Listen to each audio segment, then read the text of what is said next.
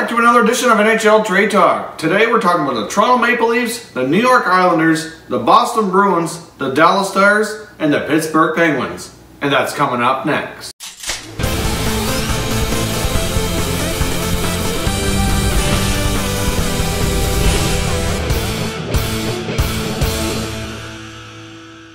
Welcome back to another video here at Top Shelf Hockey. If you're new to the channel, thanks for stopping by. If you love unbiased hockey talk on all 31 NHL teams, then consider subscribing and clicking the bell so you don't miss anything. Let's jump into the latest NHL trade rumors. There's obviously going to be lots of rumors percolating here as we approach the deadline. There's still plenty of days and weeks leading up to the deadline, so as we inch closer, I'm sure a lot of these rumors are going to heat up and there'll be lots for us to discuss. First of all, let's check off a couple quick notes here from the waiver wire. As some of you may already know, the Tampa Bay Lightning placed forward JT Brown on waivers, and he ended up getting claimed by the Anaheim Ducks. To make room for him, the Ducks had to place forward Logan Shaw on waivers, and then he was claimed by the Montreal Canadiens. So a couple guys swapping teams through the waiver wire. Now we're going to move on to the actual rumors at hand. First of all, let's take a look at the Toronto Maple Leafs. Something I came across this morning that I found rather interesting. A move could be happening here as we speak. Who knows? We'll see if there's any truth to this.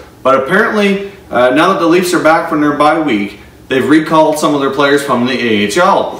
One of those players is defenseman Travis Dermott. During Dermott's last recall with the Leafs, he wore number 3.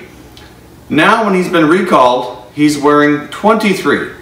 Now there may be absolutely nothing to this. Maybe this is just a preference on his part. Who knows? Generally, when players are younger and newer to the league like that, they don't always get much of a selection of numbers. They're usually just given a number to wear because they're not there permanently.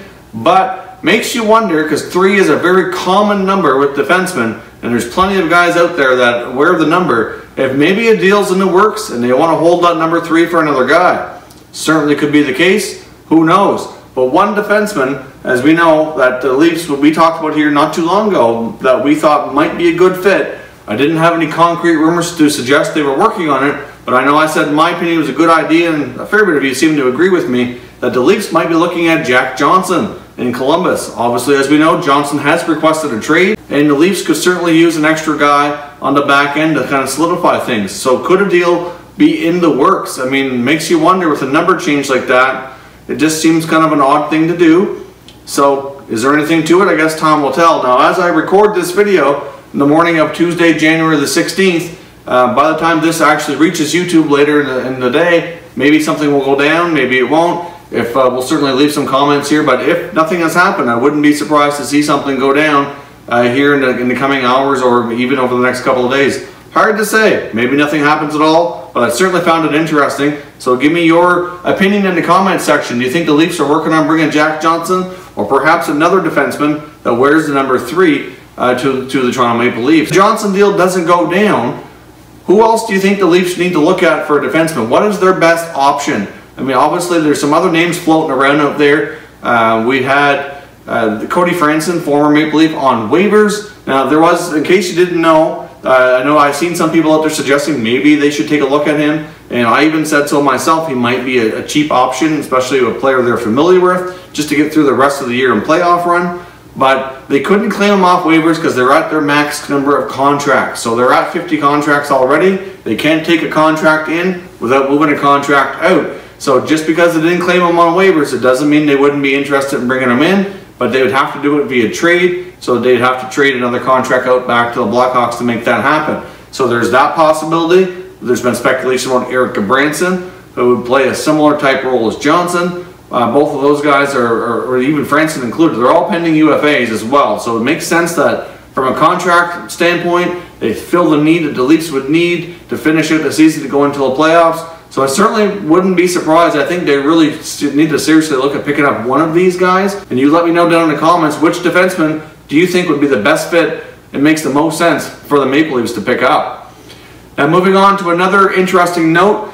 Yesterday down with the Dallas Stars, for the first time in his career, Jason Spezza was made a healthy scratch. Now obviously Jason Spezza has been had a tremendous career. He's been an offensive juggernaut for the Ottawa Senators for a long time, and for the most part, it's done pretty well during his time with the Stars.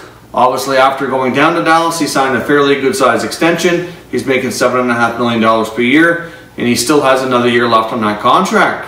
But this season hasn't been real kind to Spezza, and his numbers are down by a substantial amount.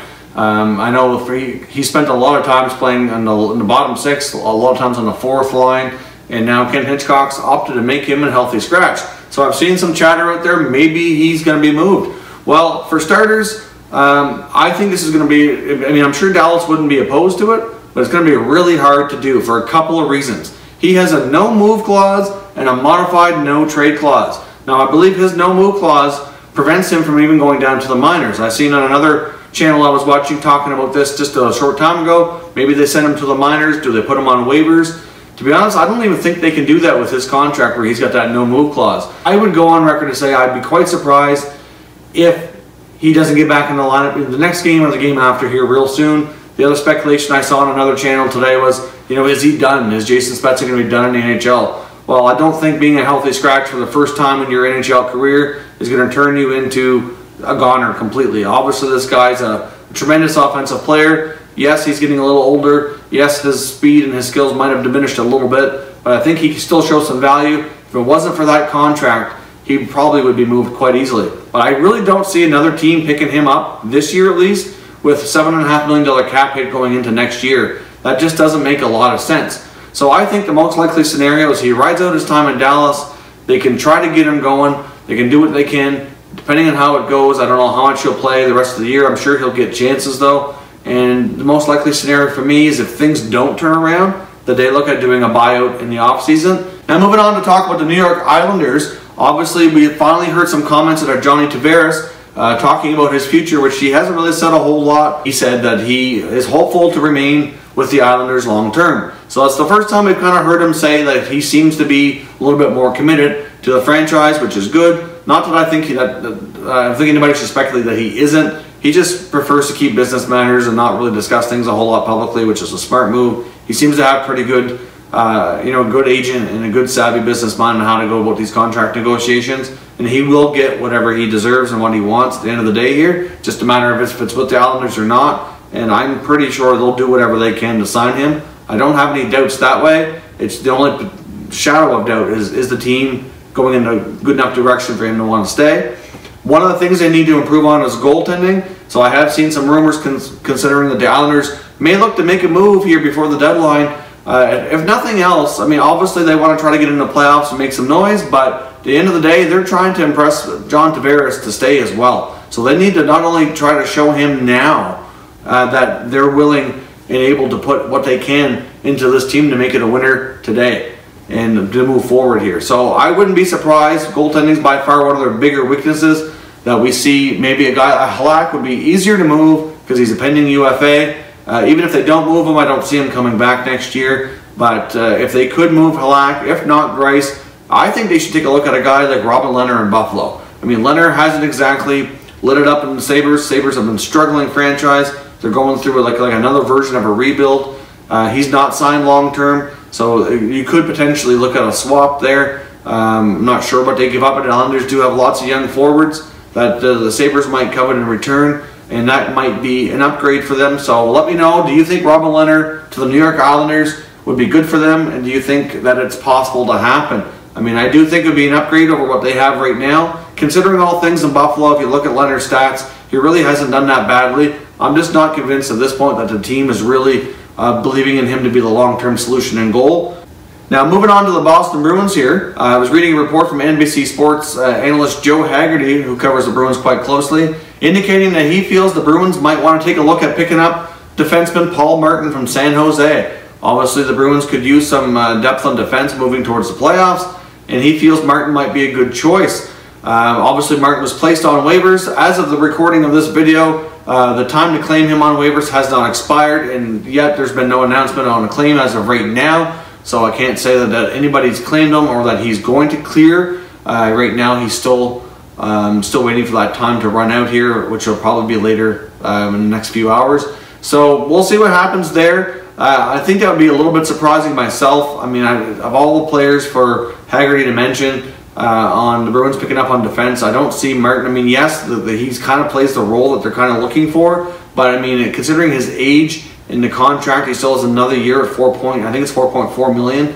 I just don't know if that really makes a lot of sense for the Bruins. They've got a lot of young talent on that blue line. They've got an aging Zdeno Chara, who I know from what I've heard still wants to play beyond this year. I don't think they need another older defenseman back there. I mean, if he was strictly going to be a rental as a UFA, pending UFA, make more sense. But I mean, if you look at the guys we talked about with the Maple Leafs, I think the Bruins would probably make sense for them to have interest in the same sort of guys between Johnson, Gudbranson, Franson, one of those guys.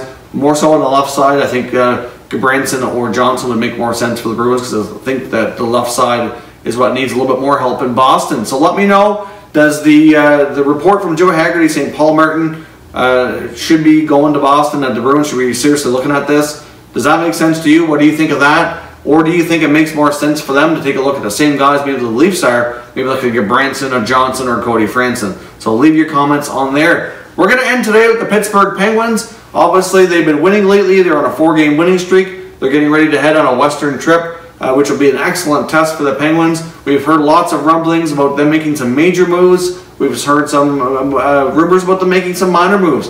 Lots of Penguin rumors floating around here in the last 3 to 4 or 5 weeks. We haven't really seen anything go down though. So the speculation I keep hearing though, even though it looks like to me one of their biggest weaknesses is the center ice position down the middle, that 3-4 spot, but all the rumors indicate they're really pushing hard at a scoring winger. So when you look at the Penguins, I know the name of Vander Kane's come up. Lately I've seen that they're showing interest in Mike Hoffman out of Ottawa, but then again, so are a lot of teams. I'm not convinced that he's going to be moved, but I don't blame teams for being interested.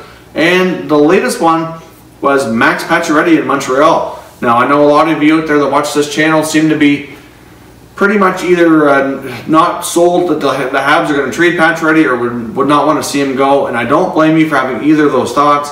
I'm not convinced they should do it either, but it seems like every time you turn you hear any mainstream trade rumors, it always comes back to the Habs are shopping Pacioretty. There's some mainstream guys that are convinced that they are actively shopping him pretty hard to try to get a deal done. Prior to today, I had heard more so like teams like San Jose, St. Louis, for example, who are looking for that scoring winger.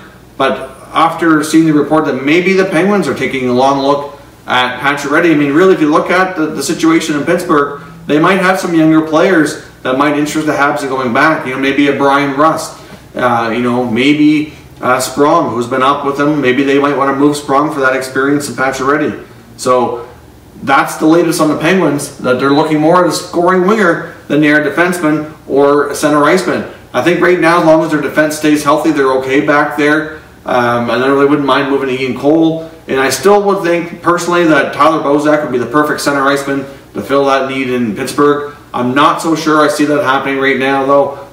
It's hard to say what Toronto's going to do, but I just don't see them trading any of their pending UFAs as they make this playoff push. Now, if things change over the next couple of weeks, maybe their fortunes don't match up, maybe something happens.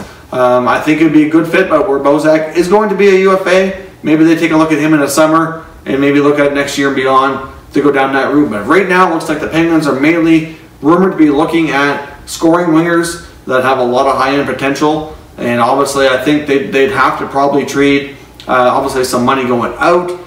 Maybe like a Connor Sheary as well might make sense, where he's signed to a $3 million contract. We'll see what happens, but I mean, do you think any of these rumors could be true for the Penguins? Do you think Pacioretty to the Penguins is something that logically could happen? So, especially if you're a Penguins fan, I want to hear from you. If you're a Habs fan, I know, let me know if you're still in favor of Pacioretty staying, or if you've come around to the idea of trading him out and recouping what assets you can. Don't forget to follow us on social media. You'll see our Twitter handle right here on the screen. Check us out on Twitter. We're also on Facebook and Instagram. All of the social media links are in the description. So please check us out on those platforms. We do want to have more hockey conversations with all of you, and that's a great way to do it.